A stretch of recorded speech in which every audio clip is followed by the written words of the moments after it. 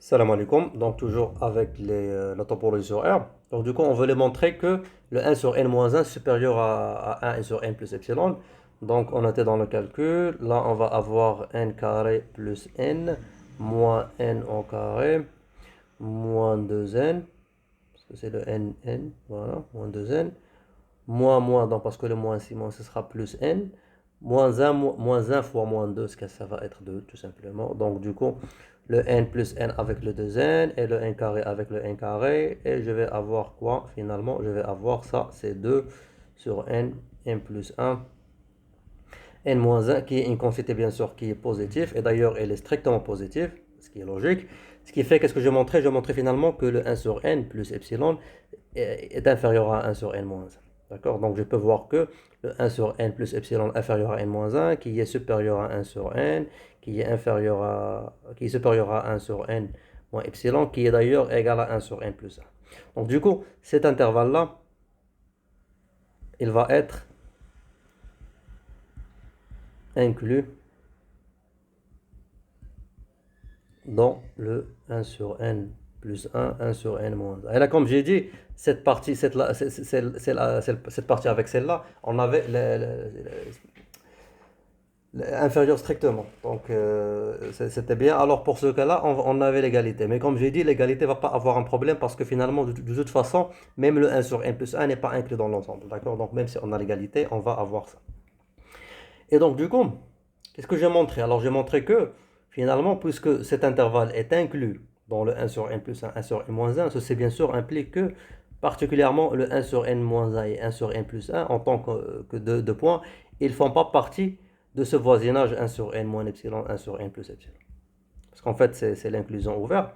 Ce qui fait, même les voisins les plus proches, bien sûr, il n'appartient pas à, on va dire, à cet intervalle. Ceci, bien sûr, implique que si tu prends n'importe quel que soit, on va dire, m, on va dire, pour n'importe quel 1 sur m qui est, euh, on va dire, inférieur à 1 sur m plus 1, bien sûr, le 1 sur m va pas appartenir, je vais appeler ça un voisinage de 1 sur n, plus simple, il va pas appartenir à 1 sur n, et les 1 sur L qui vont être supérieurs à 1 sur n moins 1, même ils ne vont pas appartenir à 1 sur n.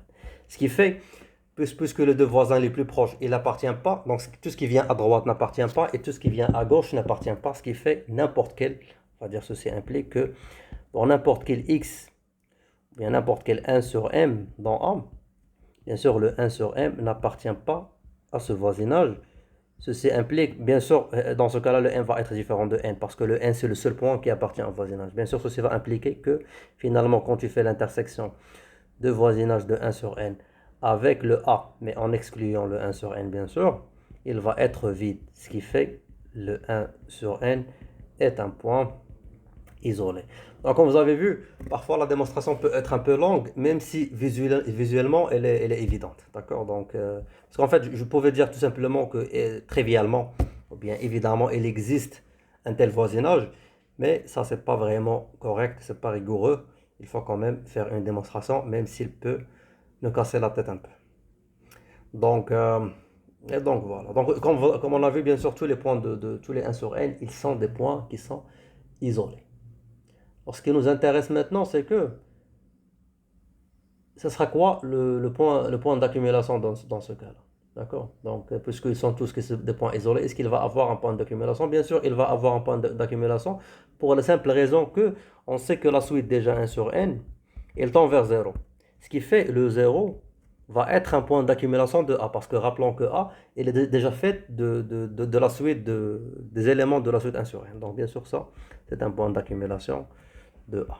Qui, rappelons, ça, c'est le 1 sur n, avec n dans n étoile.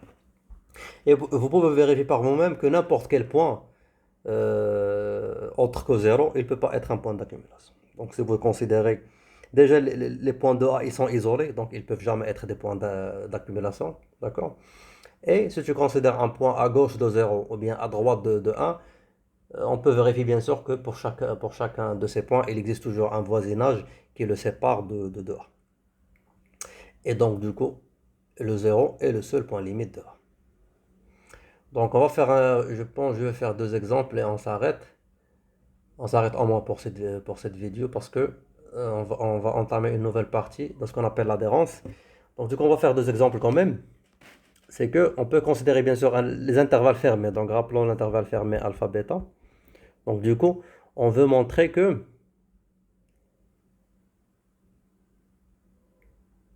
qu'est-ce qu'on veut montrer? On veut calculer les points limites. Alors on peut voir bien sûr le alpha bêta, c'est que tous les points, on va dire quel que soit x dans alpha bêta, euh, x est un point d'accumulation un point d'accumulation de alpha bêta.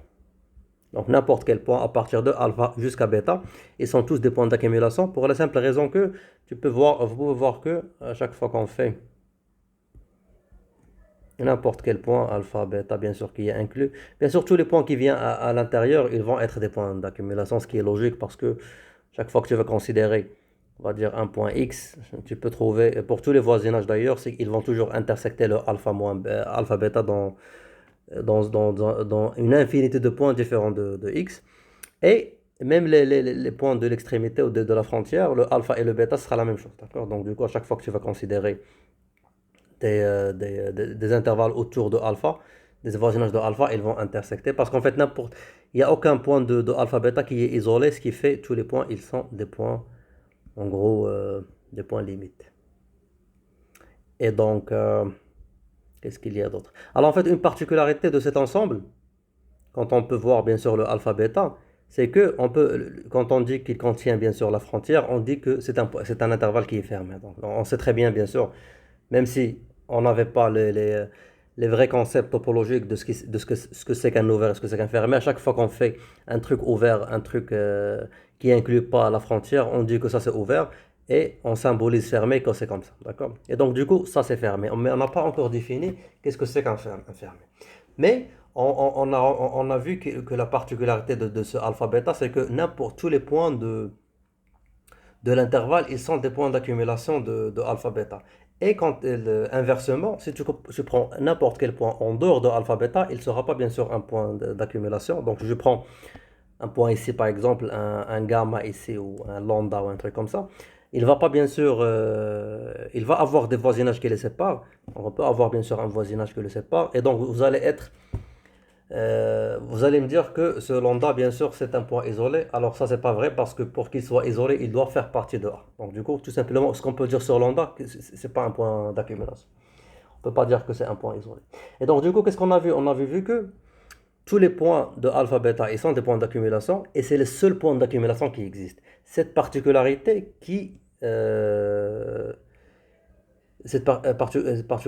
particularité qui cause le alpha bêta qu'il soit fermé. Donc du coup, la définition d'un ensemble qui est fermé, il doit contenir tous ces points d'accumulation. Donc c'est ça, ce sera la définition du fermé. Donc A dans R est fermé si il contient tous ces points d'accumulation. En fait, c'est une des caractérisations des fermés, parce qu'en fait, on peut définir les fermés par pas mal de façons, soit en disant que le fermé, il contient sa frontière, ou le fermé, il est fermé parce que son complément est ouvert, et d'ailleurs c'est ce qu'on dit dans la topologie générale, mais là, au moins sur la topologie sur R, on va partir avec cette définition et dire que un ensemble, il est ouvert, et pardon, il est fermé si il contient tous ses points limites. Et donc c'est pour cette raison que le alpha bêta, bien sûr, n'était pas est plutôt fermé. Donc, et donc voilà. Alors qu'est-ce qu'on peut dire autre? Alors l'équivalence entre les points d'accumulation et les limites de suite qu'on a démontré dans le théorème précédent, il va engendrer que un fermé, ou plutôt un ensemble, il est fermé si toutes les suites convergentes dans cet ensemble, ils ont une limite qui fait partie de l'ensemble. Donc en fait ça je ne vais pas le démontrer parce que c'est un résultat qui est clair de théorème précédent. Tout simplement, on dit que A dans R est fermé si et seulement si, à chaque fois que tu prends une suite Xn dans A telle que xn est convergente, sa limite, on va dire telle que xn tout simplement, elle converge vers x, le x appartient à A. C'est-à-dire quoi? C'est-à-dire que les limites des suites convergentes dans un fermé, ils sortent pas de l'ensemble. On peut pas, à chaque fois que tu vas considérer une suite fermée, une suite convergente dans un ensemble qui est fermé, sa limite ne peut jamais être en dehors de A. Il va toujours être, parce qu'en fait, si on est par exemple, dans le fermé alpha bêta, le fait qu'il est fermé, chaque fois que tu prends une suite qui est totalement inclue dans alpha bêta, c'est-à-dire que tous ces termes, ils font partie de alpha bêta, alors sa limite, il va rester dans alpha bêta, elle ne va pas sortir. D'accord? Si tu as par exemple une T-suite ici, qui est convergente, il ne va jamais sortir de alpha bêta. Tu ne vas pas par exemple avoir sa limite ici. Ça ne sera pas possible. Et donc du coup, et ça vient bien sûr du fait que les points d'accumulation, tout simplement, ils sont des limites des suites, et le fait bien sûr qu'un fermé, il doit contenir tous ces points d'accumulation. Alors juste pour dire un truc, c'est que, euh, ça c'est un truc qui peut être intéressant, c'est le fait de dire qu'il est fermé, le terme fermé, il a une explication, bien il a pas vraiment une explication, mais il y a une tradition, on va dire, dans les mathématiques dont on utilise fermé, d'accord? C'est plutôt anglophone que francophone dans le sens que on dit fermé, bien sûr, on dit closed set, par exemple. Donc, closed dans les mathématiques, dans pas mal de branches de mathématiques, que ce soit dans la topologie, l'algèbre, ainsi de suite, à chaque fois qu'on utilise le terme closed, ça veut dire que il y a une certaine implication que on va pas sortir de l'ensemble. Tout simplement. Parce que rappelons, ce sera entre parenthèses, dans l'algèbre, par exemple, quand on dit que, par exemple, G étoile est un groupe, et on dit que H est un sous-groupe de G, si l'opération elle est stable, mais on va dire que, par exemple, si il est stable, par exemple, on va dire par inverse et par composition, ou bien par multiplication, ça dépend. Donc du coup, qu'est-ce que cela veut dire? Cela veut dire que à chaque fois que tu prends quel que soit un x dans H, son inverse, il appartient à H. Alors dire qu'il est stable, justement dans le français, on utilise le closed dans tel cas pour dire qu'il est stable, d'accord? Pour dire qu'il est stable, mais normalement en anglais on dit qu'il est closed. Donc du coup on va dire ça, c'est en anglais on dit it's closed. Donc du coup, ce terme de closed, il nous dit qu'il y a une certaine conclusion, bien une certaine application qu'on ne va pas sortir dans l'ensemble. Donc du coup, que tu prends un x et tu considères l'opération, c'est l'inverse de x. X, bien sûr, il est dans H, l'inverse doit être dans H. Donc on ne sort pas de H. La même chose quand on parle, bien sûr, quand on dit le théorème fondamental de l'algèbre qui nous dit finalement que le C est algébriquement clos, c'est-à-dire que, qu'est-ce que ça veut dire algébrique? Alors là, en français, on utilise le clos quand même, donc qui finalement dit qu'il est fermé.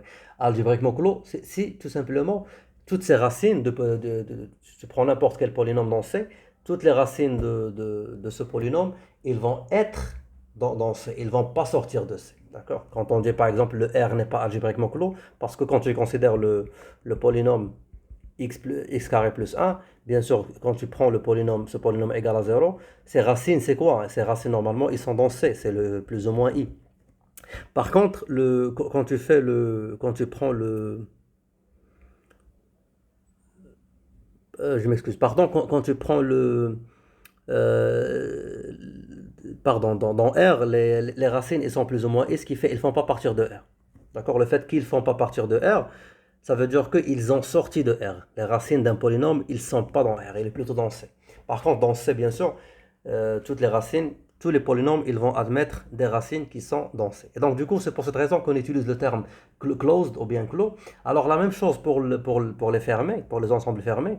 On dit qu'ils sont fermés parce qu'il y a une certaine conclusion finalement, une certaine implication qu'on ne va pas sortir de l'ensemble. Et c'est quoi cette implication, ou bien cette opération? C'est que il est fermé, c'est qu'à chaque fois que tu considères une suite qui est convergente bien sûr dans cet ensemble, sa limite ne va pas sortir de l'ensemble. Donc en gros c'est ça le truc. D'accord? Donc, et donc voilà. Donc du coup je pense que je m'arrête là, parce qu'en fait c'est presque le temps. Donc on se voit dans la vidéo prochaine pour continuer, Inch'Allah.